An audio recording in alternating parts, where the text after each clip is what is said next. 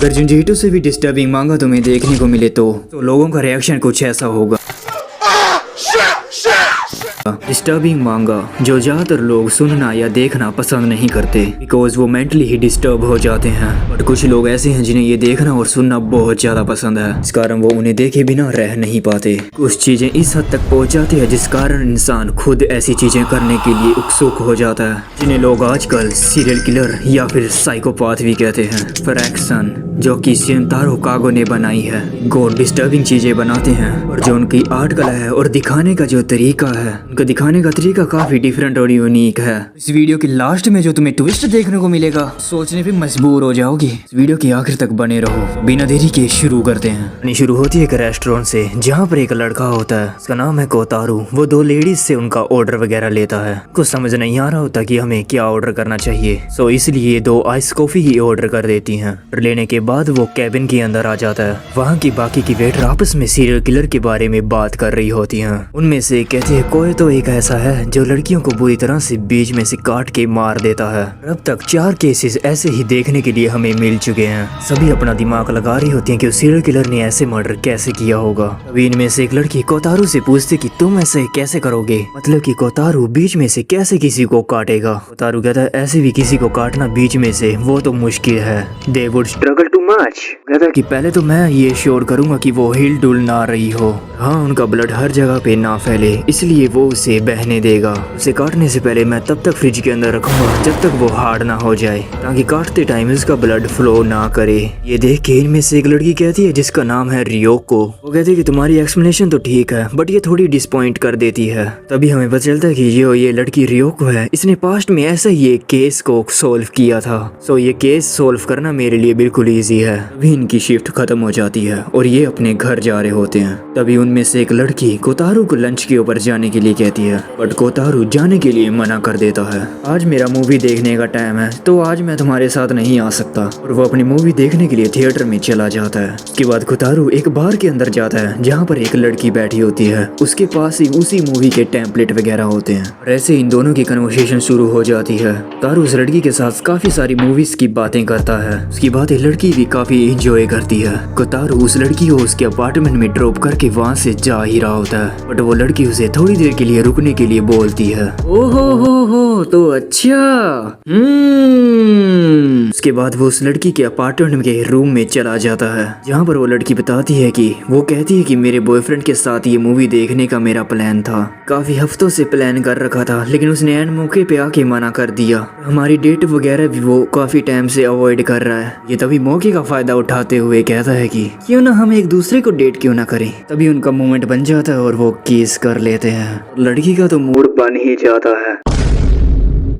तभी अचानक से कोतारू रुक जाता है और उसे कहता है कि शायद तुम्हें पहले थोड़ा शावर नहीं लेना चाहिए। तभी वो लड़की उठ के शावर लेने के लिए चली जाती है। तभी पीछे पीछे कोतारू भी वहाँ पर आ जाता है। कोतारू का चेहरा तो देखो कितना डरावना लग रहा है। जब वो लड़की नहा रही होती है तो वो सीधा उसके सर में एक हथौड़ा मारता है, इससे ये लड़की ब्लीड करने लग जाती है, नीचे की ओर गिर पड़ती है। कोतारू इस लड़की का मुंह हाथ पैर बांध देता है। उसके बाद वो उस लड़की के साथ ऐसी हॉरिबल चीजें करता है जो कि मैं सोच भी नहीं सकता। पहले तो वो इस लड़की को टॉर्चर करता है, एक रस्सी से उसका पेट को इतनी जोर से टाइटली बांध देता है, इस कारण उसके स्टमक किडनी इतनी जोर से बिछ जाते हैं कि सोच ही सकते हो कितना पेनफुल होगा। ये तो बस अब शुरू हुआ है। उसके बाद वो उस लड़की के पेट के ऊपर इतनी जोर से मारता है जिसके कारण वो उसके ऑर्गन्स पिस जाते हैं। अभी उस लड़की के मुंह से ब्लीड निकलना शुरू हो जाता है। ओह अभी तुम रुको, तुम्हें लग रहा है ये वर्स्ट पार्ट है? नहीं। उसके बाद वो एक आरी लेता है और उसके सभी पार्ट्स को टुकड़ों में काट देता है। ये सब काम करने के बाद वो अपने आप को जस्टिफाई करता है कि ये कहता है कि I am doing what must be done at me rebel work. कहने का मतलब कि ऐसा वर्क जो मेरे सिवाय कोई नहीं कर सकता। लाइक सीरियसली ये काम करके उसे ऐसा लगता है। उसके बाद 2 हफ्तों के बाद का सीन देखते हैं जहाँ पर लोग इसके बारे में ही बातें कर रहे होते हैं। उनकी बातें सुन के कोतारू बहुत ज्यादा इंजॉय कर रहा होता है। उसके बाद जब कोतारू घर आता है तो वो घर आते टीवी ऑन करता है। उससे पता चलता है कि 3 लड़कियों की हाल ही में ही बॉडी मिली है। लड़कियों की भी उसी तरीके से मारा गया है जिस तरीके से कोतारू ने उस लड़की को मारा था। बट मेन बात ये है कि इन तीनों लड़कियों को कोतारू ने नहीं मारा, वो कौन है जिसने मारा है, बस यही बातें सोच रहा होता है। और अगले दिन वो टेंशन के अंदर काम पे आता है। वो वहाँ पर भी यही सोच रहा होता है कि ये मर्डर किसने किया होगा, ऐसा कौन है जो मेरी नकल कर रहा है। कोतारू बहुत सोचता है कि वो ऐसा क्या करे ताकि जो इस कॉपी कैट को पकड़ सके। तभी कोतारू को एक आइडिया आता है। तारू अपनी कलीग रियोको की हेल्प लेता है उस कॉपी कैट को ढूंढने के लिए, बिकॉज उस लड़की ने पहले भी एक ऐसा ही केस सोल्व किया था।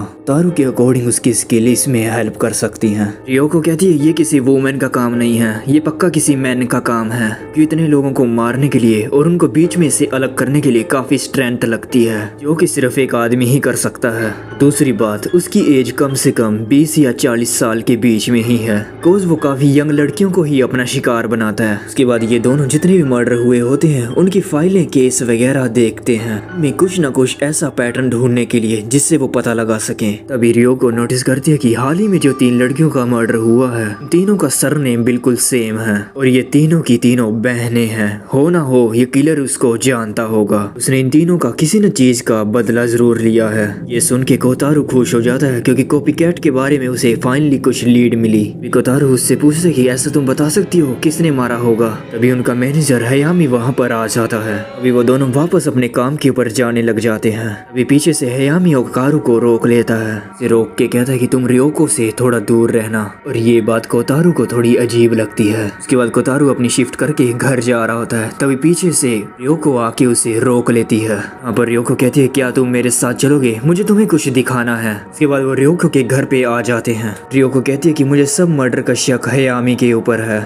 रियोको कोतारू को चीजें शो कराती है, उसे बहुत कन्विंस करने की कोशिश करती है कि हयामी ही वो है जिसने ये इतने मर्डर किए हैं। बट कोतारू ये चीजें मानने के लिए बिल्कुल तैयार ही नहीं था। तभी वो कहता है कि शायद तुम्हारी उससे कोई दुश्मनी वगैरह है। फिर हमें पता चलता है कि हयामी काफी टाइम से रियोको का फॉलो कर रहा है, उसे स्टॉकिंग करता और बहुत अजीब से मैसेज वगैरह भेजता रहता है। ये सुन के कोतारू कहता तो अच्छा, तो तुम चाहती हो कि मैं तुम्हारा बॉडीगार्ड बन के घूमूं हैं। रियोको कहती है पता नहीं, बट मैं जब भी तुम्हारे साथ रहती हूँ तो मैं अपने आप को सिक्योर फील करती हूँ। बद्दा है कि यार, इतने लोगों को छोड़ के इसको इसके ऊपर विश्वास हुआ। कोतारू रियोको का बॉडीगार्ड बनने के लिए तैयार हो जाता है। उसके बाद रियोको दोनों के लिए डिनर वगैरह बनाती है। रियोको कोतारू से कहती है कि तुम डिनर कर सकते हो, मैं तब तक नहाने के लिए जा रही हूँ।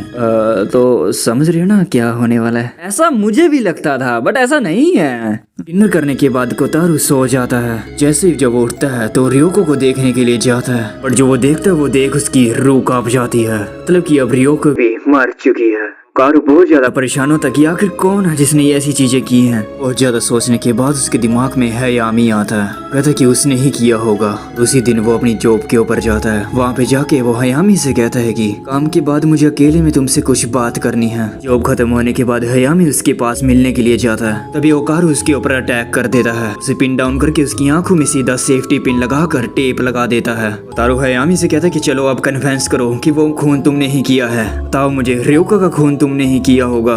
तुम वही हो ना जो कॉपी कैट हो जो मेरी नकल करने की कोशिश कर रहे हो। हयामी मना कर देता है। वो कहता है मुझे नहीं पता तुम क्या कह रहे हो। तभी ओकारू उसे और ज्यादा मारता है, पता नहीं कैसे, बट हयामी ओकारू को उठा के पीछे फेंक देता है, सीधा जाके उसका सर दीवार में लगता है। अभी हयामी वहाँ से भागने की कोशिश करता है तो ओकारू सीधा एक पत्थर उठा के सर में मारता है, इस कारण हयामी का बैलेंस बिगड़ता है और वो सीधा सीढ़ियों से होते हुए नीचे गिरता है। दीवार के ऊपर सर लगने के कारण ओकारू भी वहीं पर बेहोश हो जाता है। जब वो थोड़ी देर बाद होश में आता है तो वो देखता है कि किसी ने हयामी को भी वहीं पर मार डाला। ये देखने के बाद कोतारू का बिल्कुल दिमाग ही खराब हो जाता है कि आखिर ये सब कौन कर रहा है। तभी वो सोचता है कि ये सब उसके ब्रदर ने ही तो नहीं किया। तभी कोतारू अपने ब्रदर को पुकारता है और उसे सब जगह के ऊपर ढूंढने लग जाता है। मेन बात ये थी उसका ब्रदर तो ऑलरेडी ही मर चुका है। एक्चुअली इसका ब्रदर एक लड़की से रिजेक्ट हो जाता है, जिस वजह से इनके पास जाके वो अपने आप को ये कर लेता है और वो उतने टाइम से हेल्सिनेट करके लड़कियों को मार रहा था। ये बात सोच के ये वही लड़की है जिसने मेरे ब्रदर को रिजेक्ट किया होगा।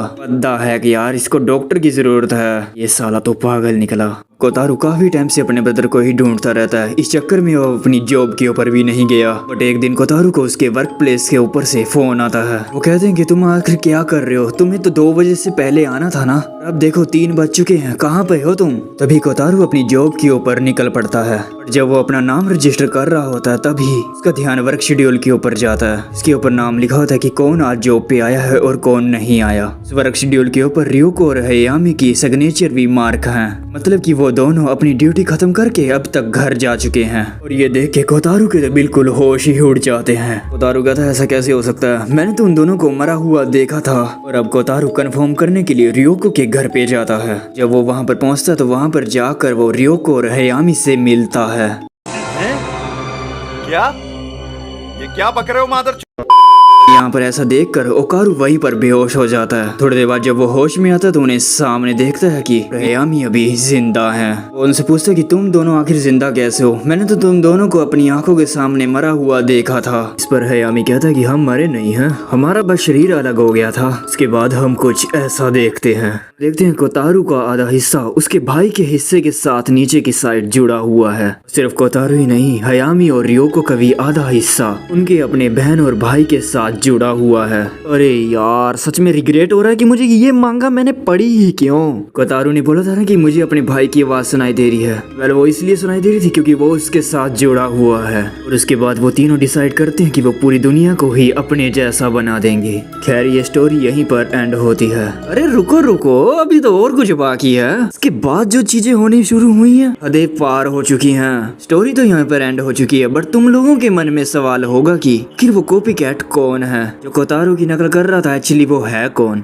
और कोई नहीं, इस मांगा के ऑथर शिंतारो कागो ही है। जो अभी मैंने सीरियल किलर की स्टोरी तुम्हें बताई है, असल में ये 2 हाफ में डिवाइड है। पहली तो स्लाइसिंग डेविल की स्टोरी है, दूसरी इस मांगा के आर्टिस्ट की स्टोरी है। इसमें मांगा के ऑथर शिंतारो युची कासमी नाम की औरत से, एक मांगा आर्टिस्ट है, उससे इंटरव्यू ले रहे हैं। इंटरव्यू के अंदर शिंतारो उसको 3 डार्क स्टोरी सुनाते हैं। बोलते हैं कैसे वो गोर मांगा बनाते बनाते अब बोर हो चुके हैं और अब वो कुछ डार्क और बिजार क्रिएट करना चाहते हैं जिसे पढ़कर जिनके व्यूअर्स बिल्कुल कंफ्यूज हो जाएं, जो बिल्कुल अभी हमारे साथ जो हो चुका है। तो हमने अब जो स्लाइस ऑफ डेविल की जो स्टोरी पढ़ी, जिसे पढ़ते ही हम इतने ज्यादा कंफ्यूज हो गए। और वो कहते हैं कि उन्होंने ही उन 3 बहनों को मारा है। और मैं तुम्हें एक और बात बताऊं, वो तीनों सिस्टर और कोई नहीं, वो तुम ही हो, खुद कासुमी ही। जो कि शिंतारो ने खुद की जो 3 स्टोरी सुनाई है उनके अंदर उसे अलग अलग तरीके से मारा है। इससे पता चल ही गया होगा शिंतारो कागो कोई छोटे मोटे खिलाड़ी नहीं है, अच्छे से जानते हैं कि अपने व्यूअर्स को कैसे कंफ्यूज करना है। और हाँ, अगर इसका भी पार्ट 2 चाहिए तो कमेंट जरूर कर देना। यकीन करो वो मांगा इससे भी ज्यादा डिस्टर्बिंग है।